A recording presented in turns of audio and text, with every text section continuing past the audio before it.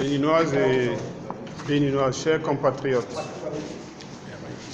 Après un coup de force électoral qui a abouti à la confiscation du pouvoir législatif à travers une installation fortement militarisée des 83 préposés à la fonction de la représentation nationale, tous identifiés et normés par le pouvoir du président Patrice Talon, il s'est fendu d'une sortie médiatique le lundi 20 mai 2019 pour, dit-il, s'adresser à la nation béninoise. Alors que l'opinion nationale et internationale s'attendait à un président qui prend enfin de la hauteur pour lire et juger du haut de l'institution suprême qu'il incarne la gravité des différents événements inédits, malheureux, tragiques et dramatiques qui ont caractérisé le processus électoral, pour en tirer les conséquences objectives afin de s'ouvrir à de courageuses décisions consensuelles devant restituer au peuple béninois son Parlement et réhabiliter l'image de sa démocratie, le président Patrice Talon s'est permis de se faire des gorges chaudes sur tous ceux qui espèrent encore en la démocratie béninoise et continue à jouer de la ruse. Comme d'habitude, ce nouveau one-man show est une insulte supplémentaire et une provocation à l'intelligence collective de ce peuple qui, par son génie singulier, a pu faire du Bénin le berceau de la démocratie en Afrique.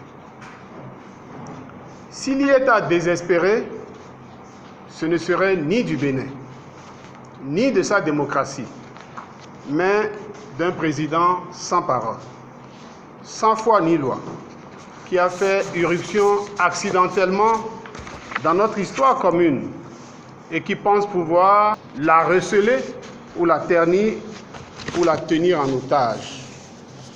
Il se trompe d'époque et surtout de pays. À l'analyse, l'adresse du président a été à la fois rébarbative, impertinente, inconséquente, inopportune, affligeante et même outrageante. En effet, le président de la République a articulé son discours autour de la réforme du système partisan qui, pour lui, aura toujours été un prétexte facile et farfelu pour malhonnêtement se défaire de toute l'opposition et mettre crânement le grappin sur le Bénin, son économie, sa classe politique et sa démocratie. Il parle de multipartisme débridé.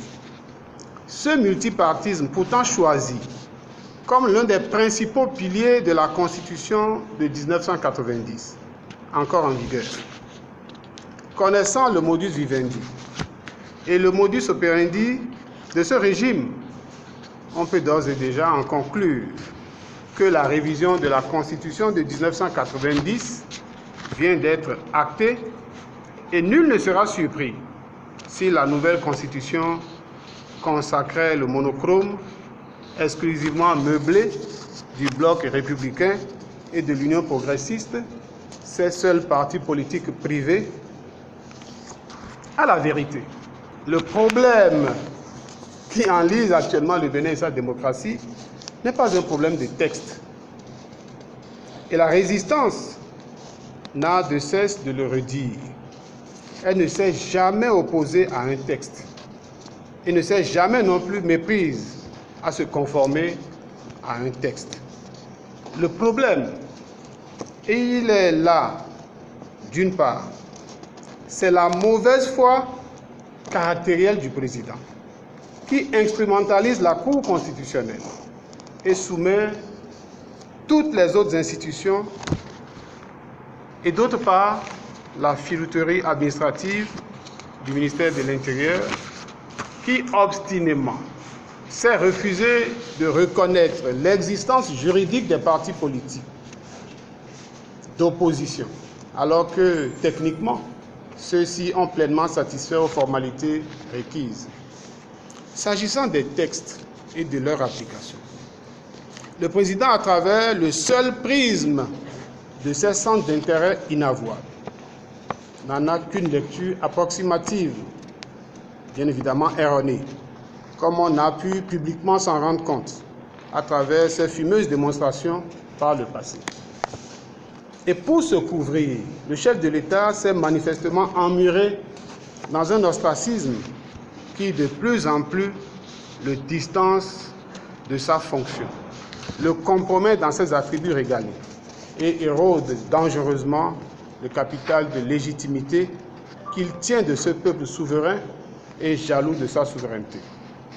Sinon, comment comprendre qu'il n'ait fait aucune allusion à la mémorable journée du 28 avril 2019, où le peuple lui a opposé un rejet historique de plus de 90%, même si la magie des institutions,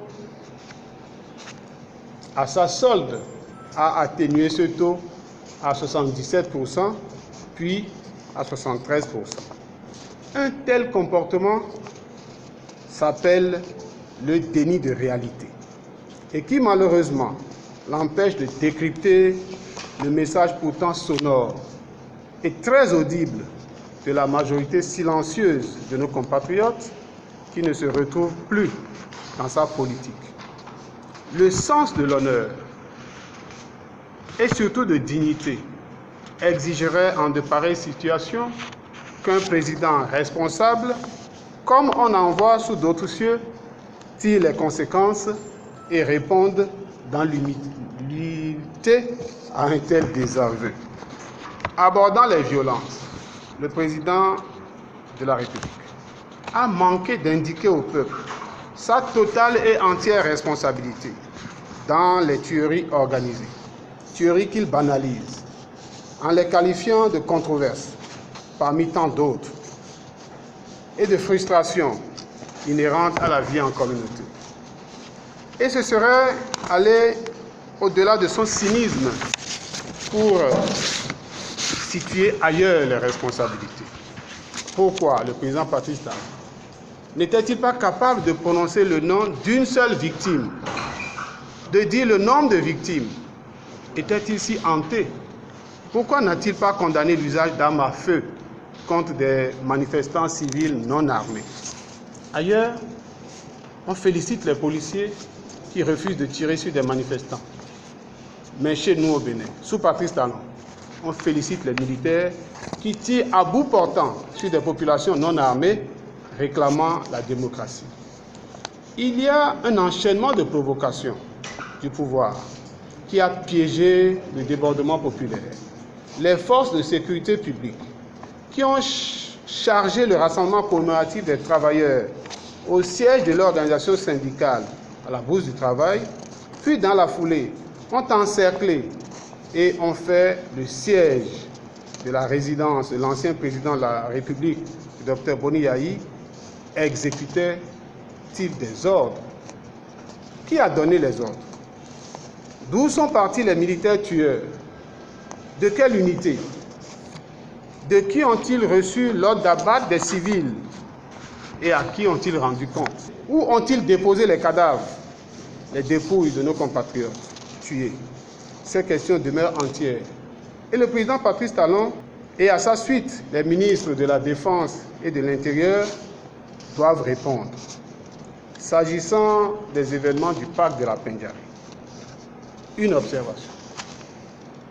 Le président Macron de la République française a prononcé le nom du guide béninois, ignoblement assassiné lors des enlèvements terroristes intervenus le 1er mai 2019 dans les réserves animalières touristiques du Nord Bénin. Il a rendu nommément hommage à Feu Fiacre Bédji. Paradoxalement, M. Patrice Talon, président de la République du Bénin, n'a pas une seule fois prononcé le nom de Fiacre Bédji. encore moins ceux des deux Français, nous sommes en droit de nous interroger sur cette difficulté à faire face à la mémoire de Fiacre Bédji. Pourquoi cela?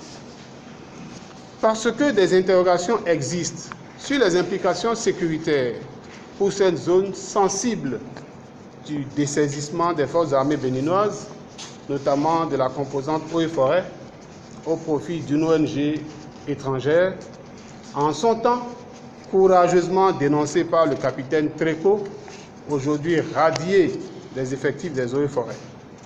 L'auteur de ce dessaisissement, à la limite irresponsable, est M. Patrice Talon. Il ne devrait pas ignorer le caractère précaire de la sécurité transfrontalière à l'heure où, de part et d'autre, le terrorisme sévit et les alertes sont données.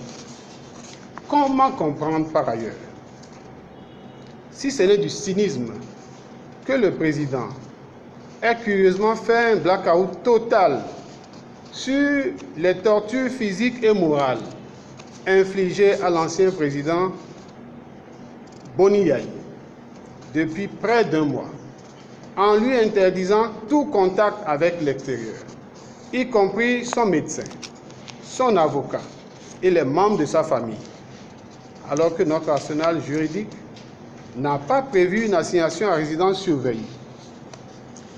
Encore que dans le cas d'espèce, il n'y a, à notre connaissance, aucune procédure judiciaire contre l'ancien président. À quoi répondrait donc cette souffrance et cette humiliation imposée à une importante personnalité de notre pays? Nous sommes donc en présence d'une séquestration pure et simple. Au même moment, le ministre de la Justice nie les faits ou manque de courage pour les assumer et justifie la présence des forces d'occupation par une prétendue mesure de sécurité. Que dit-on de nos concitoyens envoyés en exil, des jeunes activistes enlevés en pleine circulation ou à leur domicile dans la nuit profonde pour aller grossir les rangs des détenus politiques? Voilà celui qui parle de la paix et invite à un dialogue, dit-il, franc et direct avec la classe politique. Comment discuter avec un homme qui n'écoute personne, personne d'autre que lui-même, en se jouant de l'institution qu'il incarne, la classe politique, les leaders religieux, la société civile, la CEDEAO, l'Union africaine, l'Organisation internationale de la francophonie, la communauté internationale en général, la communauté scientifique mondiale et même bon Dieu, en se prenant pour omniscient et omnipotent.